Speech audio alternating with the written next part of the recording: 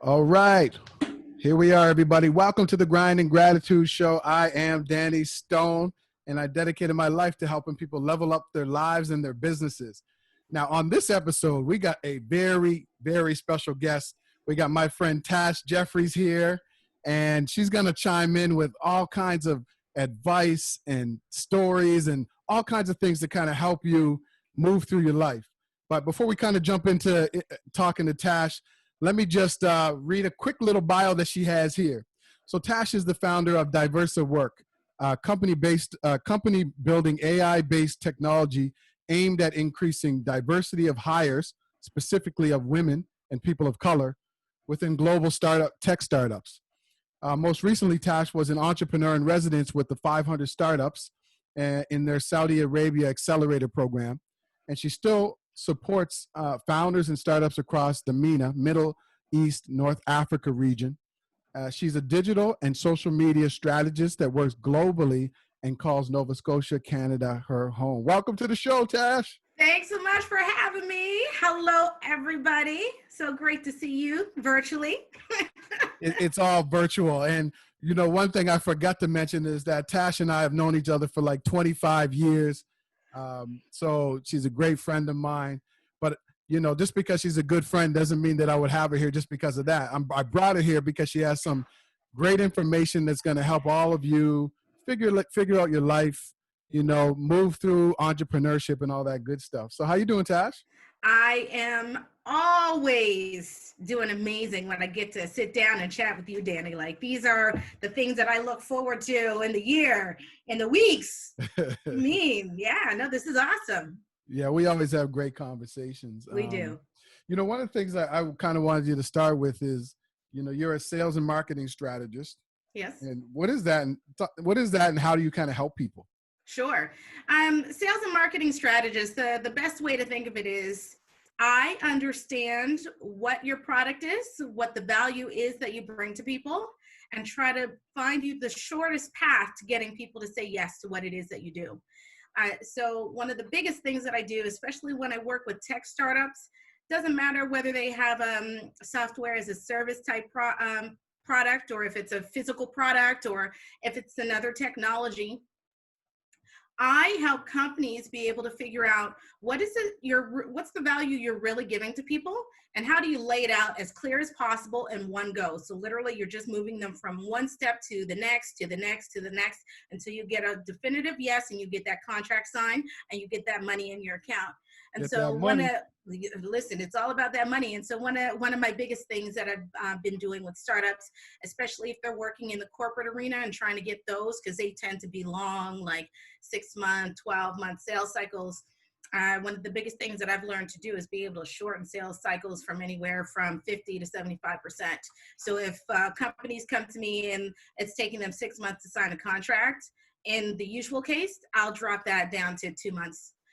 Through a series of steps and streamlined and repeatable processes that help them to actually speed up their sales, and most importantly, deliver value to their customers. Because I mean, ultimately, that's why we buy things, right? You're giving some kind of value, whether it's something intangible and something perceived, or it's something real, like it's a good, or, you know, you're delivering a product.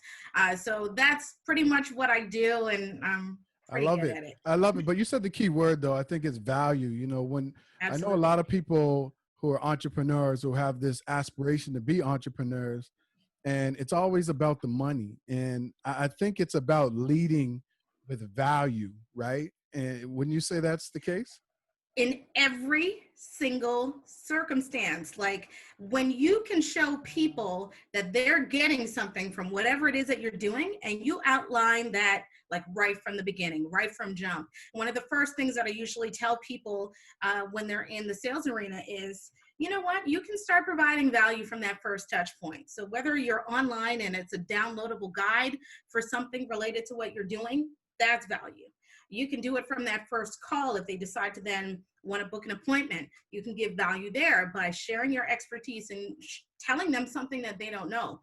And so it's these little things that you can drop in, depending on what you're doing, that help to show people and your customers all the time, like, I have something to give you, I don't care if you really buy the end product. I'm going to show you things that are going to better your business, better yourself if you're working in the wellness arena. Uh, but you're giving something before they've even paid for it or signed a contract. And you're right, value is key at every step. Yeah, no, I agree.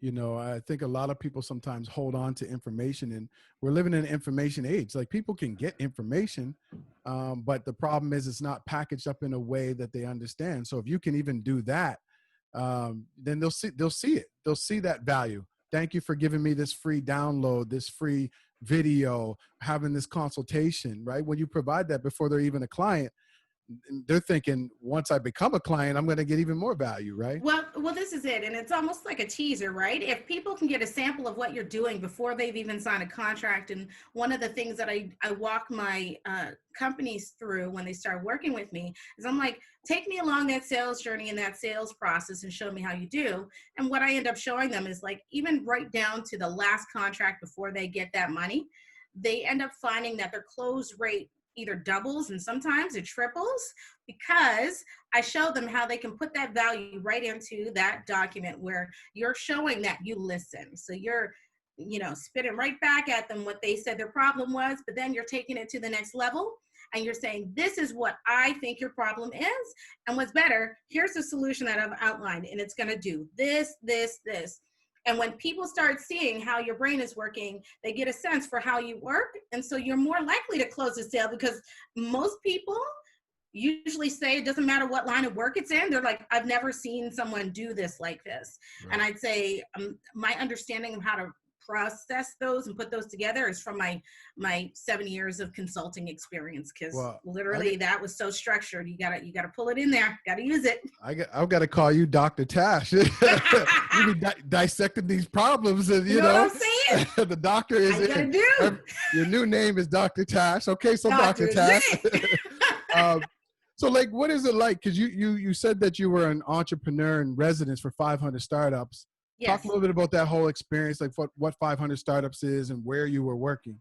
Absolutely. So 500 startups overall, it might be known, but they're a VC firm. So they fund startups, varying sizes, anywhere from pre-seed all the way up to, I believe we've got some startups in the Series A, B, and sequential range. But usually we find people when we're at the startup phase or the pre-seed or seed stage. And what we also do is we have various accelerator programs globally where we take and incubate startups and help them to actually raise their seed round. And also we do some work with Series A size companies as well.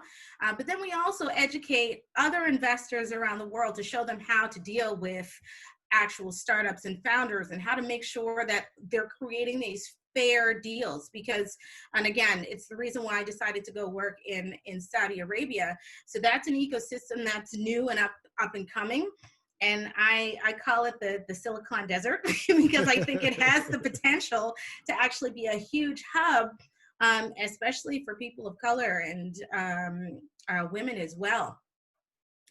But we actually help across the ecosystem of startups and tech to help educate founders and investors and accelerator managers, people who want to run programs similar to how we do.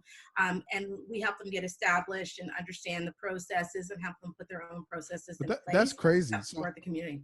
But that's crazy. Like, how did you end up in Saudi Arabia? How did you, a Black woman from Canada, Nova Scotia, right? Canada, ended up in Saudi Arabia? Like, how did that happen? Right. So let me take a step back here. So I'd spent a large, over a decade in Toronto, and then my husband at the time, now my ex, but he wanted to come back to Nova Scotia, which we did in 2015.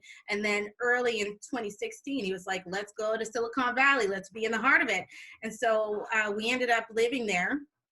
And in the process of living there, his company got accepted into batch 22 of 500 startups as one of the pre-seed companies.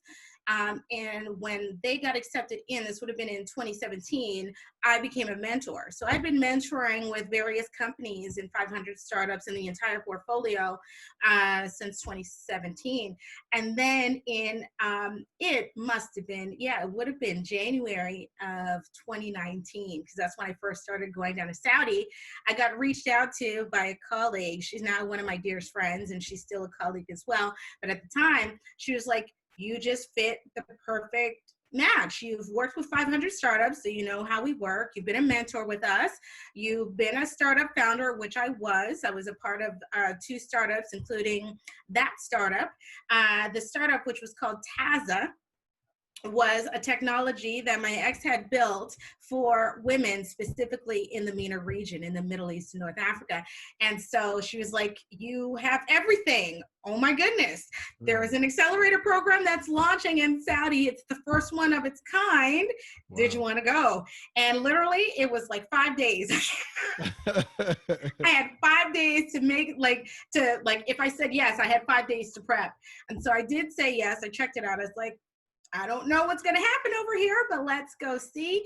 And to be quite honest, it was the start of one of the most amazing journeys of my life. I think I did more traveling before COVID hit in the year and a half that I was commuting back and forth between Canada and Saudi.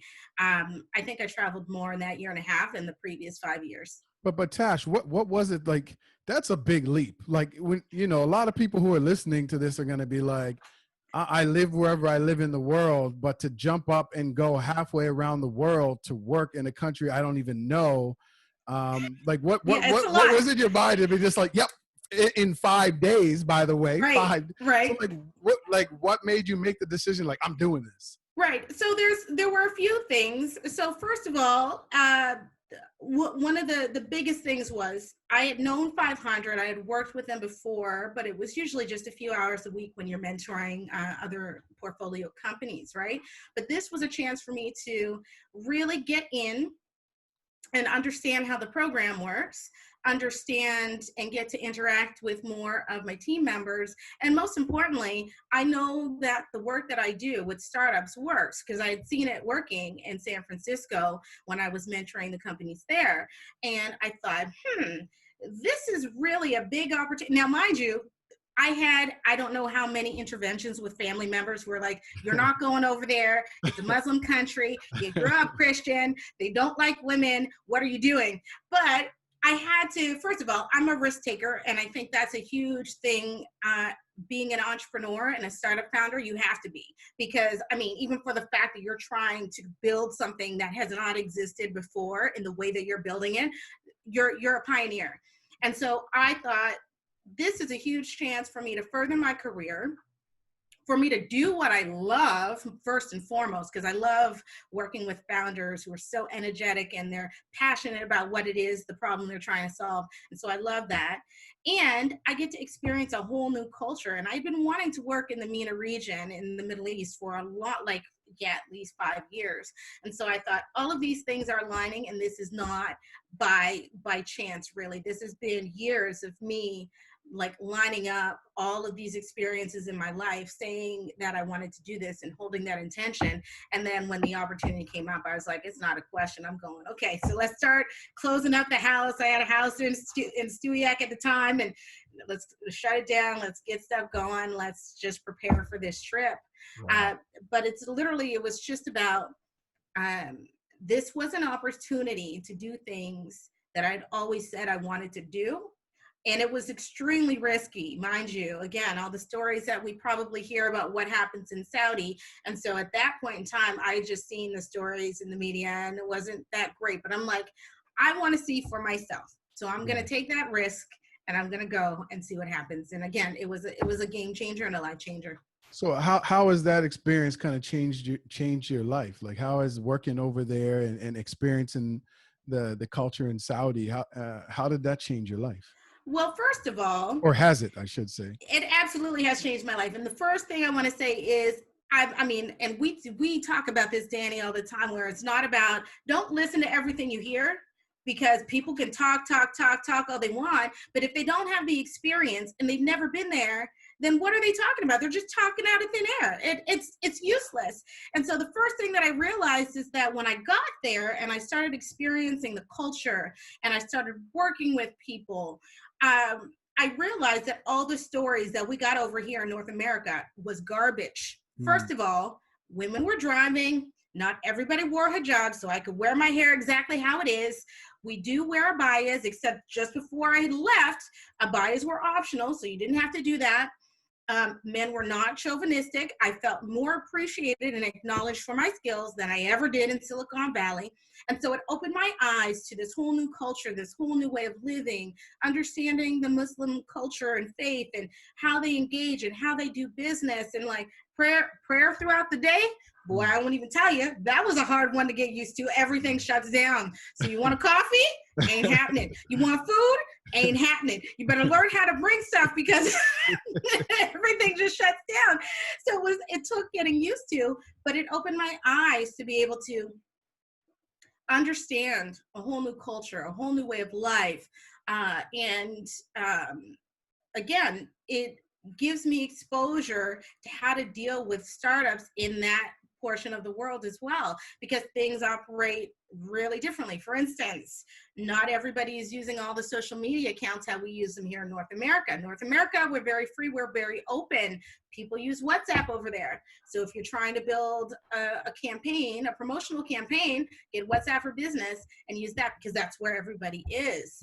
And so it's just understanding there's a different way of operating in business and different standards, but it was super eye-opening. And yeah, I would go right back to the don't believe anything you hear. If you really want to know it, go and find out yourself. And until you do that, just be appreciative of people who want to give feedback and tell you how it is and say thank you, appreciate it, I know this is done in love, and then set it right aside, because it was nothing, absolutely nothing like what I was expecting when I landed over there. Wow. So how, you obviously grew up in Canada, so you worked in Toronto, you worked in Silicon Valley, and then you went to Saudi. Like, how would you, as a Black woman, how would you kind of describe those experiences in those three places? Like, were there some things that were the same? Was it different? Like, what was your experience like working in Canada, the US and Silicon Valley, and then Saudi?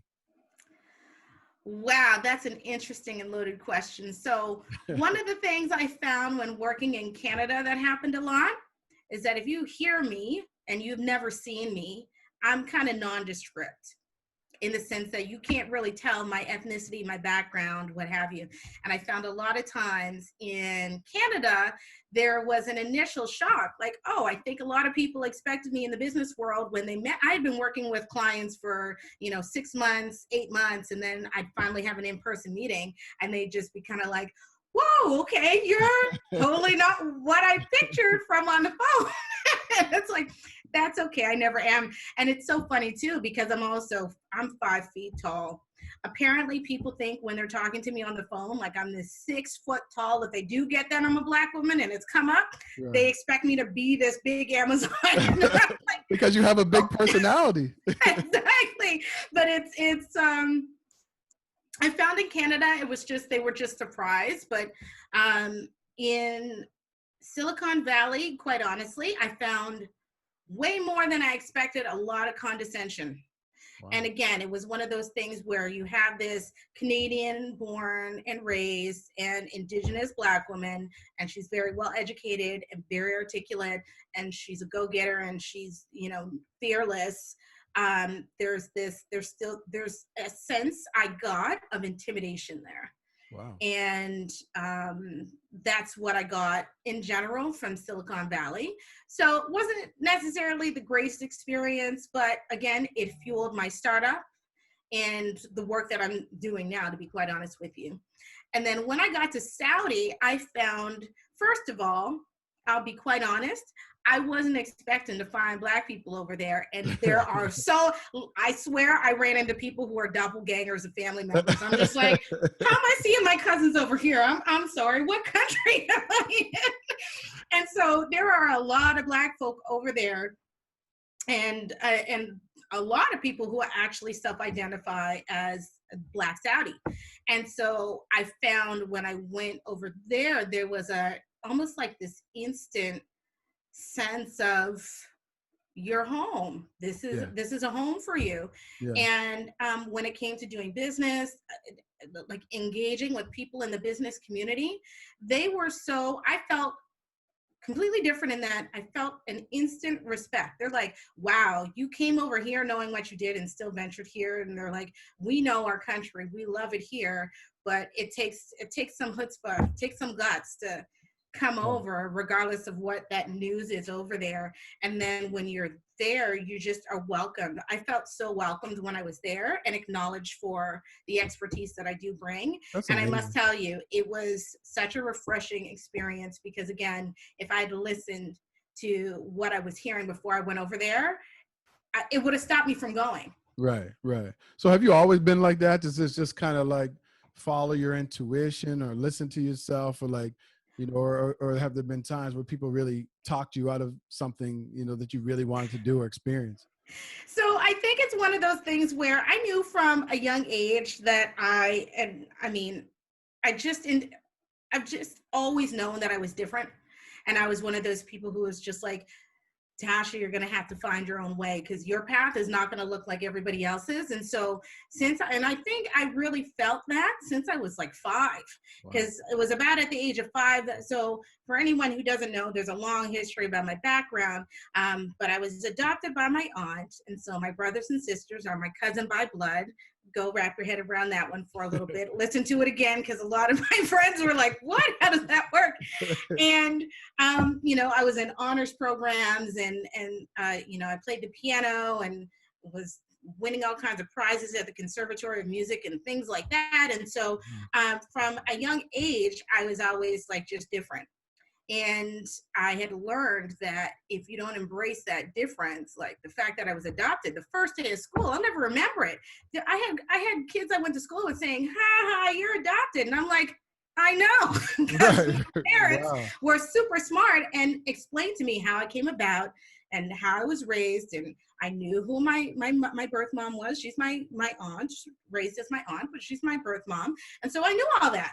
And so I learned early on that people will take anything out and try to hurt you, but they won't hurt me. Yeah. And so Yeah. I just knew from a very early age that I was just going to have to take some chances and do things a little bit differently. And that was the shortest one. And then I got skipped a grade, so I was even shorter and always the youngest and all this other. And so I just learned from an early age that I need to just follow my gut in life, because when I do, really awesome things happen.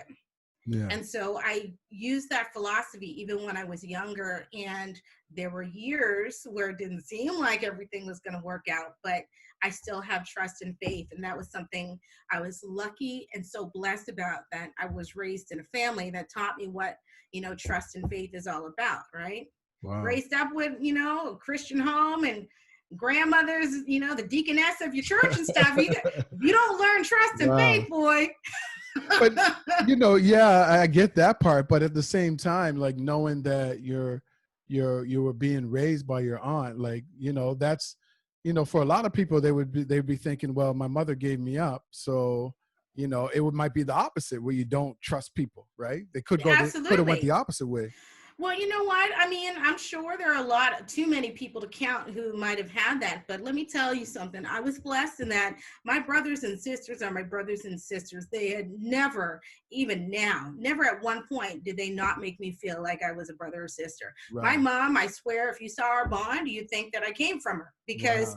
our bond was that strong. And last and most least, not least, is that if I needed anything, especially when it came to my education, when it came to school, when it came to anything to help me further and get a good established footing in life, everybody in my family made sure I had it. My Wow. mom and dad, of course, especially, but like I didn't, I was called spoiled when I was growing up. I don't care. And I was even in Surprise. the hood. Don't get it twisted, folks. I'm from Uniac Square, right in the north end of Halifax. And I still, if there was something, especially for my education, my parents always supported that, always did. And so I always felt that support and that love, and uh, always had that sense of belonging that some Wow. people might not had. I had it from day one. Well, that's amazing. I mean, I think that's great. So do you think like that was the foundation for you to kind of be who you are? Like, did that help to mold you into like having this confidence about yourself or this big personality? Like, do you think all of that kind of led to where you are right now, that upbringing that you had? Or was it something you developed later on? So funny enough, what I think happened is I had that strong foundation, and having that strong sense of security and love and acknowledgement and support when I was younger was great. Then, really, I had my 20s horrifying. Even mid 30s, horrifying. Sense of confidence and sense of self. It's so funny for people who've met me in my later stages of life. They're like, "Yeah, you were shy when you were a kid." Number one, and number two, you weren't this confident when you were in high school, university, when you were working. And that, I think I had a series of self-reflection and education moments. Like, there was something that I think actually helped me to pull all of the foundation that I learned earlier together, because there was a period of time where I wasn't using none of it. I was smart, yes, I had good jobs and was building my career, yes, but I was missing that confidence piece, and missing that piece to actually just go out there and do it. And I did a program called Landmark Yeah. Education, Landmark Forum, and I went through a series of those programs. And I think that was when I started to embrace the fearlessness and just like, listen, I got one life. If I Mm, get an opportunity, I don't care what it is, I'm going to say yes. yeah. If I think I've only got 50% of what it takes to do, I'm going to say yes. And if they give it to me, I'm going to take it. If I get an opportunity to experience something that I think is going to help me be a better person and help me be more of a citizen of the world, then again, I may only have 50% of it, but I'm going to go for it. And if I get it, I'm going to do it. I'm going to take the opportunity. No, I'm going to move there. I like that. And, for some people who have never been to a program like that, like there's a lot of people right now, especially with what's happening in the world, who might be struggling with their confidence. Like, what would you say to somebody right now who maybe doesn't have a high self-esteem or a lot of confidence in themselves? What kind of advice would you give them? Say, well, first of all, if you find a program like that, and Landmark is just one of many, there are many programs that are built to help you get out of your own way, understand where your blind spots are in life, and just move forward and be your best self. But another good way you can do that is by, if you know that there's just something in you that's not being expressed, you're not fully self-expressed, or there's something that's holding you back, then find a really good life coach, somebody who is able to help you bring out the best in you and understand where your blind spots are. Like, for instance, one of my biggest blind spots was I had, for years and years and years, I thought I was ugly. And Mm, I talk about this a lot when I do speaking globally, because I think it's super important, especially for women and women of color to hear. I had this message in my head that I'm ugly. I don't need to be standing in front of people. right, I shouldn't be out in the front for anything, or the poster child or the poster woman for anything. right. And when I came back and I actually dissected what it came out from the fact that when I was younger, my older brothers, especially my oldest one, Tony, he used to tell everybody in the neighborhood, listen, you can be friends with my sister, but you can't touch her. And so, he was being protective. And so Right. all the guys I had grown up with, when I never dated in high school, I never even dated in university for that matter, for the most Wow. part. But when you're in those formative years and you're in your teen years and you date and you have your first love and all that kind of stuff, I had never um, experienced any of that. And so I had thought, oh my gosh, there must be something wrong with me. And come to Okay. find out, my brother had just been protecting me, all of them actually, and just being like telling everybody in the neighborhood, like, yeah, don't even think about it, because you're going to have to deal with me. And so when I actually dissected that, and I was like, huh, hey, completely different view on everything. And I literally started looking at myself differently and saying, oh, Yeah, you're actually, yeah, you kind of fly, girl. Okay, okay. So, like, was it like a lot of like self-talk? Because like when I meet people who, we both have big personalities and so on, Yes. and when I meet people who, people often ask me like, how are you so confident, or how do you have this like, your this self-esteem or the way that you carry yourself? You just attract people, and how did you Yes. do that? And I was like you. I was shy growing up. I was quiet, and it was at a certain point because I grew up in a loud family, right? Oh, So me too. people are always loud and I was kind of the shy, quiet person. And I think sports and being a DJ and all that kind of stuff kind of helped me come out of my shell. But like I tell people, like you have to wake up in this like I say, morning ritual, like the way that you talk to yourself in the mornings, the way that you start your day. Like when you look in the mirror, you have to talk yourself up, right? You have to be like, man, I'm amazing, I'm a handsome guy, wealth is coming my way. And I think a lot of people just think when they see somebody who's confident, oh, they just had it. And I think it's important for people to know that we had to grow into confidence. And that's through a lot of Absolutely. self-talk. That's through coaching. That's through surrounding ourselves with people that lift us up. Listen, Danny, I couldn't have said it better myself. It is a daily ritual or routine or whatever you want to call it, but each and every day I wake up and I look at myself in the mirror and I admire and marvel at my own beauty. Yeah. Now, that might sound like, oh, you fool yourself. It's not, but if you can't tell yourself you're beautiful, who you think is going to tell you that you're Yeah. beautiful? And so it was one of the things that I did. And then once I started doing that, I realized my beauty to myself started getting enhanced. And it also does something where it makes you always want to be your best. Like I tell people, especially when COVID hit and we started doing virtual work, right? Like people would be like, showing up and hair is not done and no makeup on. I'm like, dude, hey, go make sure you look your best. When you're looking your best, you can feel your best and you can bring out your best. And so even if I won't even lie to you, if it's even a day where I'm going out and I'm mowing my lawn, I'm done up.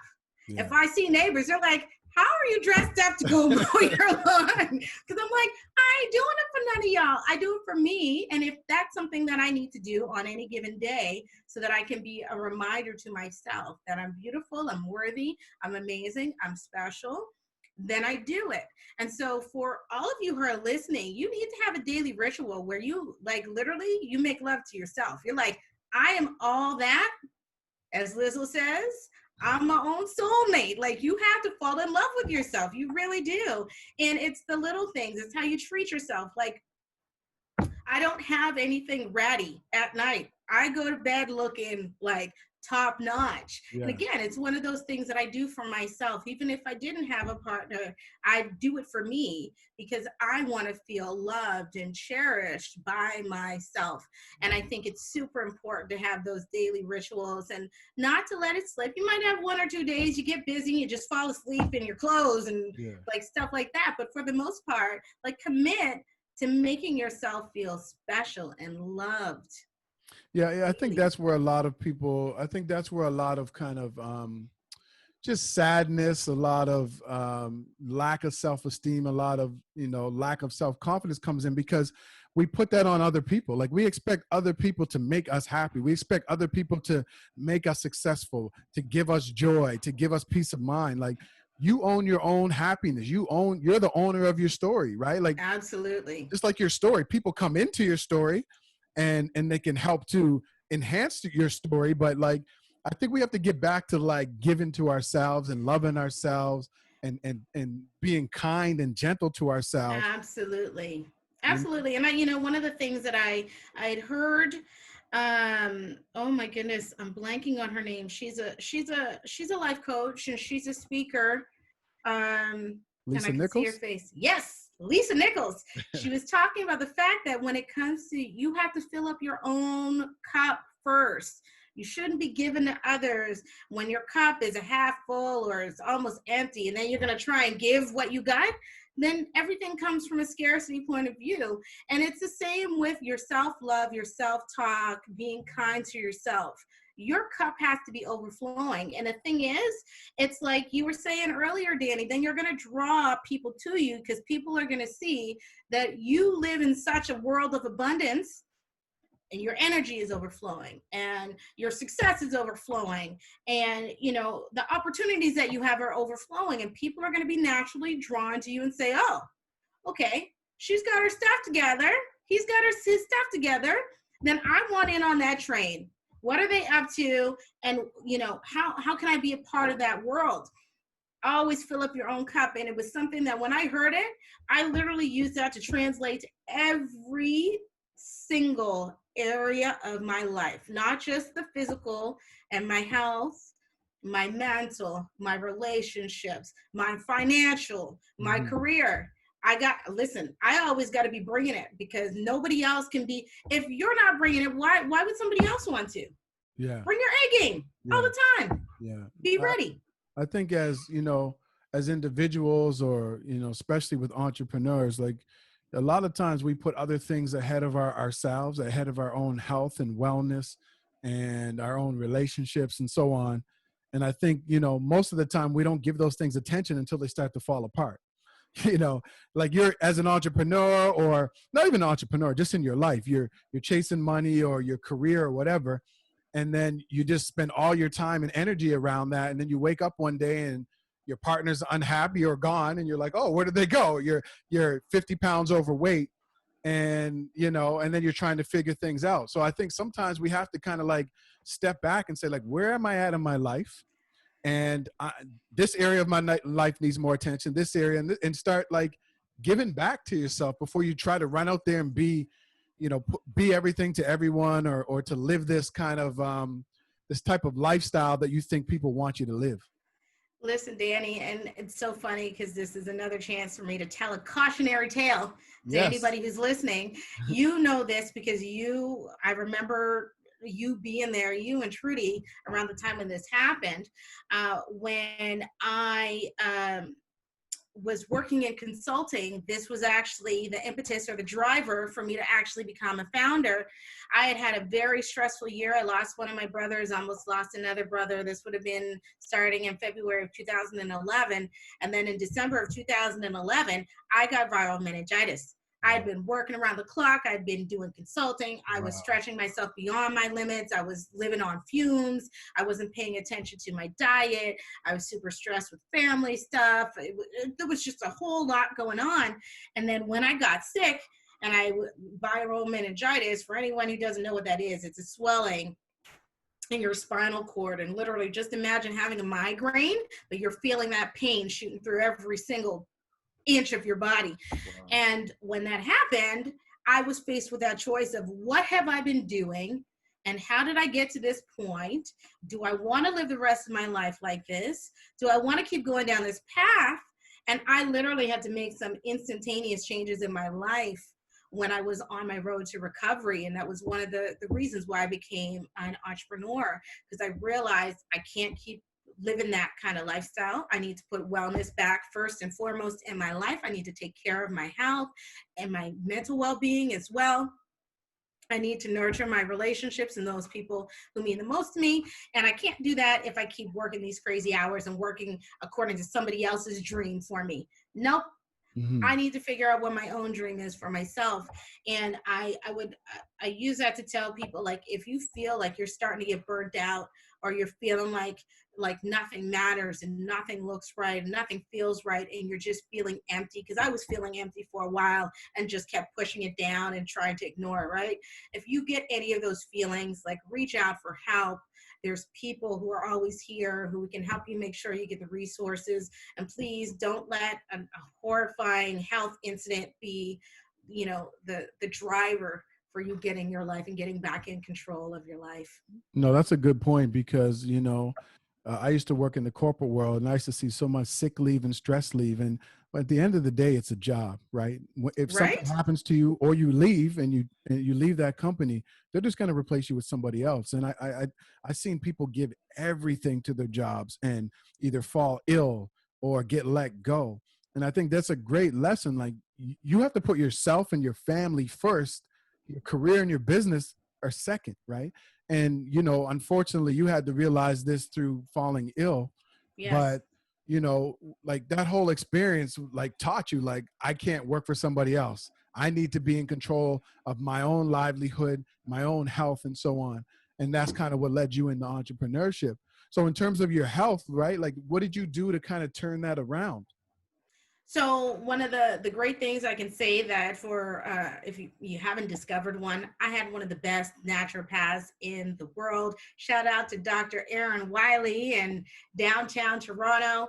Her and her team were amazing, and she helped me to really get my immune system. And again, this is one of the things that can happen if you start running your body down and you're super stressed and you've always got stress hormones going through your body. You can wreck your immune system. And so she helped me get my immune system back up and get my body all back to normal. And honestly, I've stayed on that regimen to this day.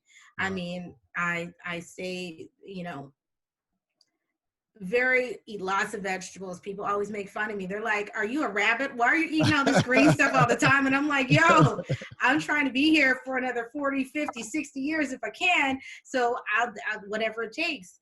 And my health is first and foremost one of those things that I don't sacrifice for anyone. Just like sleep now too, I don't sacrifice that for anyone. If I got an all-nighter to pull 1 or maybe 2 days, then you ain't gonna see me for 3, 4 days. Peace, I'm Yeah. out. like, like Catching up on that sleep after those 2 days of working straight. yeah, you can't just say, oh, I'm just gonna, keep going back at the regular. No, you got to recover in whatever way that you need to do. And that's one of the things that I also bring into my work with founders. I show them ways of being able to deal with the rigor needed to be a founder. Like there are possibly some overnights, but you need to build a team around you so that when you do that for the health and the sake of the company, your team member knows, okay, well, we got you then. You do what you need to do, and then after Friday, we'll see you on Tuesday or we'll see you on Monday, and then just unplug and just do whatever you need to do to fill yourself back up, which is super important as well. For all of you who are listening, you need to understand what helps you fill up that cup, right? I mean, we talk about this a lot, Danny, and what do you do during your recovery? And so one of my odd ones, well, most people find it odd, I think it's quite normal, is I have puzzles. So I will sit, I'll have Seinfeld or Friends or like Scandal or something in the background, and I will just do puzzles. And for me, that's a way for my mind. My mind will still be working, but it's in an easy way. It's a flowing way. I'll, be thinking of family members and good memories and when I was growing up and great experiences I've had when traveling. And it's my way of being able to get into a state where it's almost like a meditative state without meditating, but I think good thoughts and I feel good and I'm just relaxed and I just let my brain go where it needs to go. But it always leaves me feeling super rejuvenated. And so all of us need to have those I practices where agree. we can literally just fill up your cup and, feel like that vibrancy and that optimism and that life really is good. Think about the good things that you have around you. I sit and I think about, oh my gosh, I have friends who love me and I think about everybody and I send them good wishes. And it's funny enough, when you're in that state of mind where you're sending love to people, it can boost you It's true. up. Yeah, I agree. I think, even in the most difficult times, we have to learn to be grateful because look at you woke up today. Let's start with that. But you have a roof over your head. You may still have something to eat. Like there's so many things to be grateful for. And I think I just mentioned this a few days ago. It's like when you're stuck and all you can see is the problem and you can't find a solution until when? Until you calm your mind, until you relax your mind. And then when you're in that relaxed state, now you can get into solution mode. But a lot of that comes with what you're talking about, being able to find something that calms you, but it also comes with gratitude.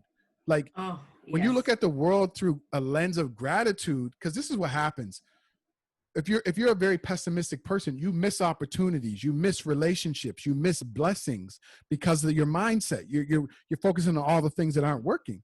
And once you shift to like gratitude, it's like, oh, yeah, I do have good friends that I can call, or I really just enjoy sitting out in the backyard reading, or I I didn't know that my cousin works at this place, so maybe I can speak to them about a job. Like, you can't see all of those things unless you're grateful, you know? Gratitude is one of those things that I tell people it's free. Do more stuff that's free. And if you really think about it, there's probably 1,001 things that you can think of that are also free that help you be grateful. Right. So, for instance, one of my big things is, and especially now it's summertime in Nova Scotia, I'm sitting in front of my window and I see like a blue sky with some light and fluffy clouds, and it sounds like so small and so trivial, but that will make me smile and keep me happy all day long. Are you kidding me? Yeah, I love that. You know, I go outside on my back deck and I literally just listen to the birds. And that might annoy some people, but for me, it's like, geez, I'm hearing wildlife in my own backyard. That's a blessing. I'm grateful for every single second of this, and I just breathe it all in. I love that. I love that. It's just whatever. There's so many free things, right? And there's one big one that I learned from actually my girlfriend Jenna. Shout out to Jenna Smith in Toronto too. Amazing life coach. If you ever need one, she had taught me that sometimes you just need grounding. You just need to reconnect with the world and the energy and just be settled. And she said anywhere where there's grass, so simple, on the ground. So down on one of the main streets in downtown Toronto, you know that strip on University Avenue? Yep. There's like a green pathway in the middle. So when I lived in Toronto, I would literally just go there because it was usually very close to where I was working from and places that I needed to commute. I would go and walk along the green strip down on University Avenue in my bare feet. Wow. Now, were there people who were looking at me like I was crazy? Yes, don't care. I felt so grounded, and it's so funny. In that strip, I felt this very unique connection to my mother for some reason. Wow. And so I would literally go down that strip, and I would talk to my mom, and I'd walk out a completely different person. Right. 20 minutes, sometimes just 5, if that's all I had.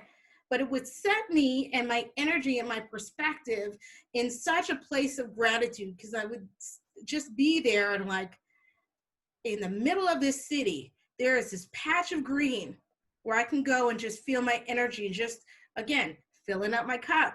Yeah. And honestly, I could walk there from anywhere. I lived on Lower Simcoe. I could walk there from anywhere in the city. My office on Spadina, I could walk there. So it was free. I think we all have to find our happy place, you know, whatever that is. And some of us don't know what it is, and some of us do.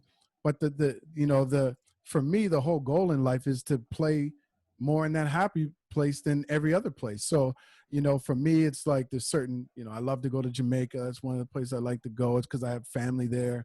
You know, there's just certain people I like to be around, like yourself. And it just feels like, you know, we've all known each other forever. And then, like, that's my happy place, like entertaining, cooking for people.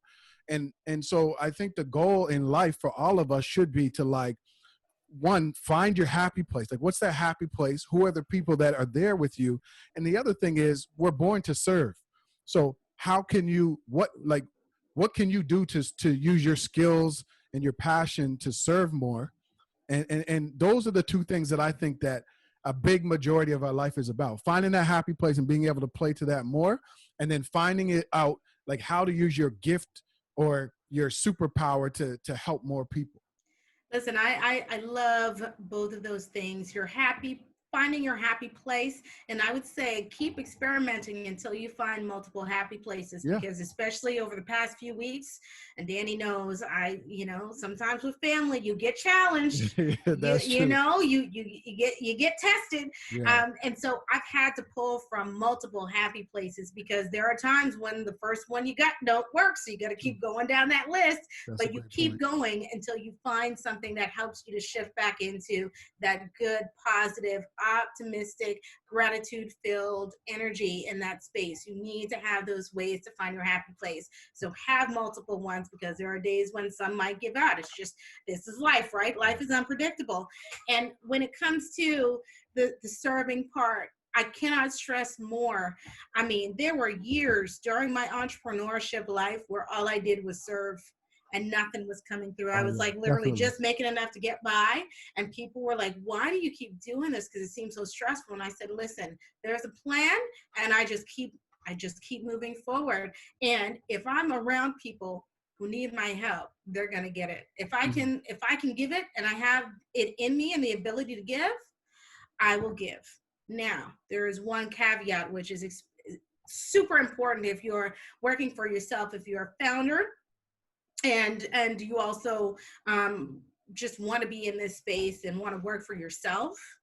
Know the difference between giving and serving and underselling and undervaluing yourself, Yeah, because yeah. that's a hard lesson I had to learn as well, where everybody wants a piece of you. But it's like, yeah, but there are certain circumstances where I don't come cheap. I let Yeah. people know, make sure you can afford me, Yeah. because No, it's true. I think I value myself. And that's the mix between, serving and also being able to honor your value and honor yourself. well, you said something really important there. Like, as an entrepreneur, sometimes it's a struggle, and regardless of what stage you are in entrepreneurship. But I think in the beginning too, like, a lot of people think I just become an entrepreneur and the money starts rolling in. And like, what was it that kind of kept you going? Like, just keep serving and keep trying to build your business when things weren't looking that great. Like, did you know that eventually you'll get there? Like, why did you keep going? Well, first of all, it goes right back to what we talked right at the beginning of the podcast, which is trust and faith. I have trust and faith in everything that I do, and I trust that when my mind and my intuition and my gut tells me keep going, I keep going. Even if it looks like it's not going to amount to something, I keep going. And I've just trusted that my entire life. Wow. And I mean, it's a hard thing to do, to have that much faith, but faith is a part of life to me. It's one of those things where you just have to see the bigger picture. And the next thing is that, and I think this is key for any entrepreneur. If you're going to become a founder and start working for yourself, please don't just jump on the first thing that you think is going to make you $1 million and make you $1 million. Right. In the work that I've done to serve, I love it. And honestly, I would do it for free every day, all day. If one day soon I become a millionaire, then I will just help founders across the world, and I do it for free because I enjoy it. The mere fact of sitting with founders, understanding who they are, understanding what lights them up, and understanding what goals they have and how I can help them reach those goals. Hmm. Just that process within itself, and being able to bring out my toolkit and say, here's a plan.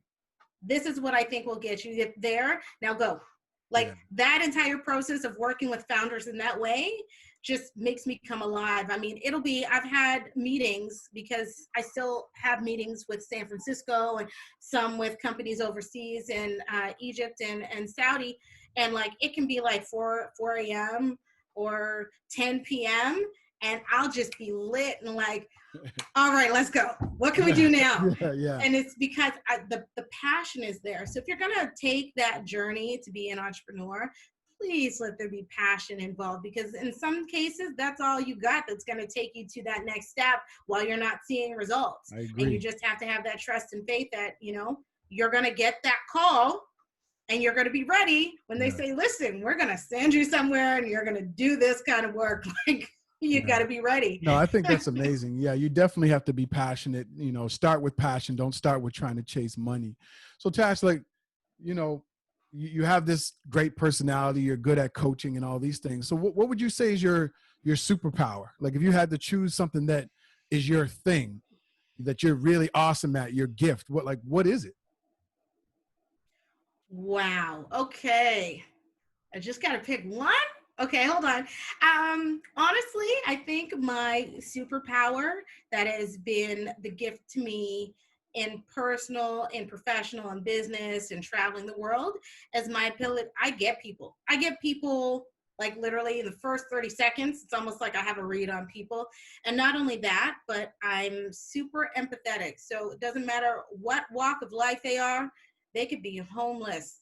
They could be a CEO of some big company, and I really don't realize that's who they are. Doesn't matter who they are and what walk of life, but I'm able to really read people and almost like show them real empathy and love from the first minute I meet them. And so it ends up helping me to build relationships super, Yeah. super fast and super deep so that I can, it's the reason I think I do the work that I do and working with founders, because in that situation, you got to get to know people. If you're working in an accelerator program and trying to help founders grow their company, first and foremost, you need to understand how they work, what they need, where their blind spots are, and what they need to feel comfortable and safe. And my ability to build up that safety and that trust with people is almost instantaneous. Like, you can't be in a room with me and like feel, oh, she wants something. No, I'm giving. I'm going to make you feel like you're at home. I'm going to make you feel like you've known me your entire life. And most importantly, I'm here to help you. That's how I show up. And I think that translates into all of my life, with my friendships, with my partner, business relationships. And I think it's super useful. And I think if only people across the world built up that ability to have empathy just by 1%, I think our world would look completely different. Because empathy, especially during COVID and, and you kind of have to be over the top. If you're going out and you're wearing masks everywhere and you've got a social distance, then your level of empathy has to be way up, because it's just social distancing and everything comes in.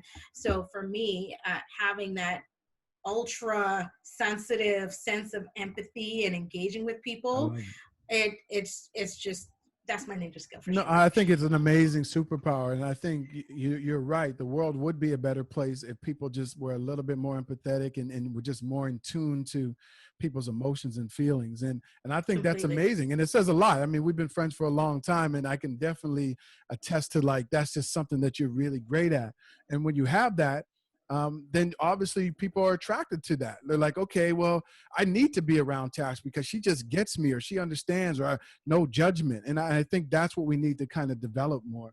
So like, people are listening to you and they're like, man, Tash has great energy. She's dropping some knowledge on us, but like, has she ever been through, like, and then you did talk about, catching, meningitis and so on. So would you say like that's one of the biggest challenges you've had to overcome, or have you had to ever overcome like any other major challenges in your life? Oh man, listen,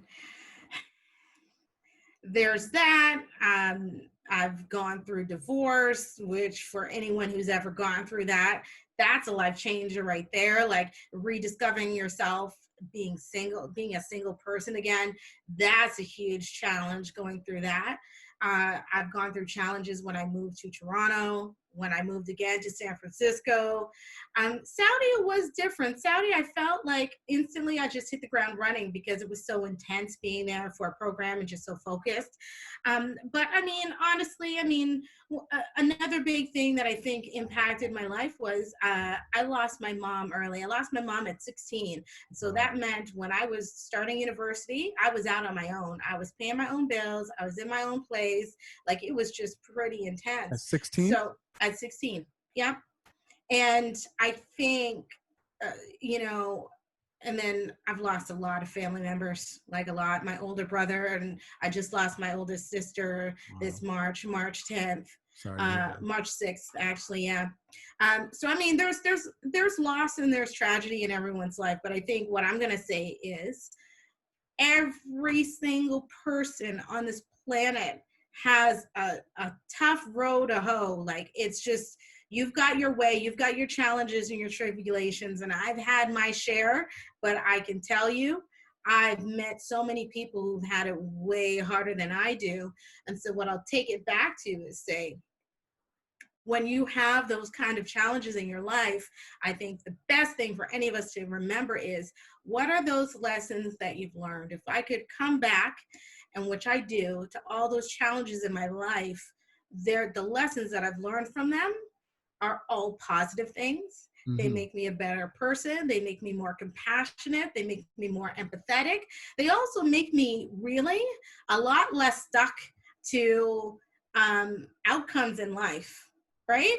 Yeah. And I think that's a huge one. Like, honestly, Danny, you know this. I could be living anywhere on any given continent at any point in time. If I get the call, I'm gone. And that is something that I've developed because I understand that, life is not guaranteed, and where I'm going to be at is not guaranteed either. Stuff is going to happen. And so I'm just open to the experiences and what life is going to bring me. And I'm not attached to how that's supposed to look. I And love that. so the lessons that I've learned from all those ups and downs, listen, I'll be talking about them a lot once I go live again on social media, which is still pending till the end of the summer. But yeah, no, it's like, it's always I try to impress on people the fact that even in the most difficult and just heart crushing tragedies, there's a lesson and there's something positive for you to bring into the rest of your life. And that's one of my big ones. But there's something in there for each and every one of us to learn and to be better. Yeah, I think, I think you kind of said it too. Like, we have to stop being tied to the outcome Hmm. of things, and the way that we want things to work, because both of us are entrepreneurs. We both left quote unquote good jobs, and we're paid a decent amount of money to pursue our passions and our desire to help people kind of become the best versions of themselves. And most people wouldn't understand that, and they were, I've had people that say, why'd you leave that good job, and all these kinds of things. And I think we have to stop being tied to the outcome of how things should work. Because if you're not tied to the outcome, and it's just like, I'm going to make this leap of faith, or I'm going to see who I become on this journey, that's different than just saying, I want things to go this way. And that's what I love about you. You're not tied to the outcome of things. You're more about the adventure and who you're going to become and what you learn. And I think more of us have to learn to embrace that. Absolutely. Well, I mean, think of it like this, Danny. I mean, you've known me since high school, right? Yeah. So, did you ever think in a million years, number one, like we both lived in Toronto and meet up in San Francisco of all things, Right. and that like we'd be connected while I'm living in Saudi Arabia, and all these these things that have happened in our lives?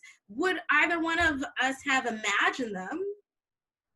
Like, I can say honestly, I didn't. But No. what I did know is that whatever I'm going to do in my life is going to be cool and it's going to be amazing. And I'm going to enjoy every single ounce of it. And so that's literally all I live for, is that I'm going to be ready when that call comes. I'm going to be ready. And that's another thing for all of us to remember, is if you decide to be an entrepreneur or founder or want to like be out on your own, you always got to be ready. And Danny, we talk about this all the time. You got to be ready. So what? You show up, you're ready in a heartbeat. You got all your ducks lined up. You're ready to just go. Yeah. What needs to be done? Let's just dive in. And I think that's something that's super important for anyone who just wants to live their best life. Yeah, and not necessarily ready to just move, but like ready for opportunities, ready to take Exactly. action on your goals and your dreams. Like, if you feel like you're being pulled or called towards something, whether it's a relationship, whether it's a new Yep. career, whether it's starting your own business, whatever that calling is, you have to answer the call.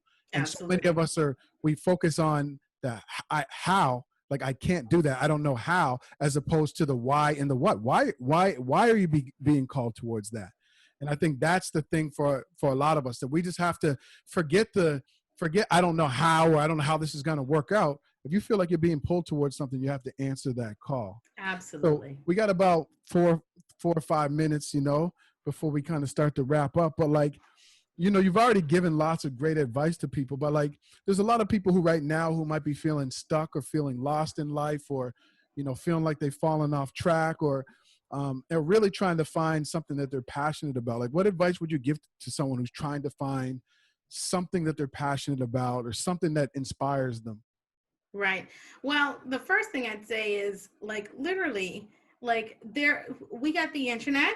There are so many inspirational people that you can find online. Know what characteristics you're looking for. Like if you might not be the most confident person and you want to be more confident, do a Google search, confidence focused speakers, and find someone online who speaks about, what they're doing or practices that you can have. So I'd say try to find some great people who you connect with. You got to really connect with their energy though, in order for things to sink in. And then the next thing is, the fact that they're tuning into your show is a great thing. You've got people like Danny, and then, and other like people who are here to support you down your journey and help you find what helps you to light up. Reach out and ask for help. And one of the things that I know that Danny and I do, and we talk about this all the time, is about the importance of having your network that supports you. Now, Danny also knows there's a handful of people that I really, if I need, like, I just need to reconnect with who I am and my energy. It doesn't have to be a lot of people. In some cases, it could just be one. But make sure that you have people that you can call on who will remind you of how amazing you are. Yes. And you need to cultivate and love and cherish those relationships. Like those are your people, and make sure that you do the same for them. But I'd say you've got quite a few options. But at the end of the day, the goal is to have people that you can count on through thick and thin. I love that. I call it find your life support network, the people that support you throughout your life. So we're going to wrap up in a minute, but before we kind of do that, I like to kind of just end with one question before you tell people where they can find you, or two questions. Two questions. So what does grind mean to you? What does it mean to grind? Grind means you do whatever it takes for you to make sure that you hit that goal that you're going after. And it means literally you're putting your everything into what it is you're doing. So you don't half step it. You don't just no, you're going to bring your A game. You're going to bring your A game and you're going to be all in it. So when I think of grind, that's what that means to me. Awesome. Bring your A game, be all in it. Be ready to chase, go after, make that call, reach out, do whatever you need to do that gets you a step closer to your goal. That's grinding to me. I love that. And what about gratitude? What is gratitude for you? Gratitude is life. Gratitude is what helps you stay on track, and like it's the lifeblood of like happiness to me. It really is. You got gratitude in your life, then you're going to be reminded of all the love that's in your life. Wow, that is it, man. That was great. Thanks so much, Tash. That was awesome. Thanks for having me, I love your answers, Danny. for grind and gratitude. That's amazing. So where can people find you? Let people know where they can find you, reach out to you, connect with you. Absolutely. So even though if you go on my post, it hasn't been up to date, but let's hope it will be within the next couple of weeks. It will be. Easiest thing is on Instagram. I'm at Your Tash. So that's YOURTASH. And you can't miss the big hair and the bright colors. You'll see it and you'll know it's me. Well, make sure you go and you follow Tash. As you can see, she's amazing. She comes with that energy, lots of life lessons, and she's definitely somebody you need to follow. So thanks so much for tuning in to the Grind and Gratitude Show. Thanks for Tash Jefferies for coming in. I am Danny Stone, and I'll catch you on the next episode. Take care, everybody.